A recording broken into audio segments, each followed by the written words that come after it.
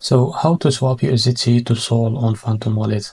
Now, first of all, open the Phantom Wallet and launch the Phantom Wallet app on your device and ensure you are logged in.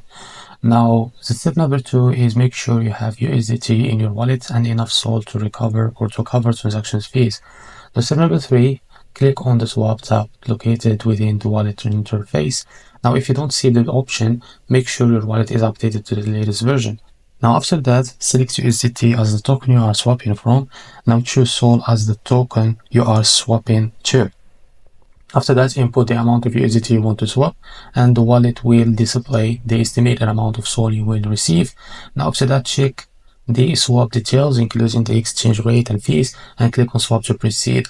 Now a pop-up will appear to approve the transaction, confirm to finalize the swap, and after that the transaction should process within seconds to a few minutes. Now check your Sol balance to confirm the swap was successful, and if you encounter any issues, ensure your Phantom Wallet is connected to the Solana network and your internet connection is stable. So this is how to swap USDT to Sol on Phantom Wallet. If you found this video helpful, please like and subscribe. See you in the next video.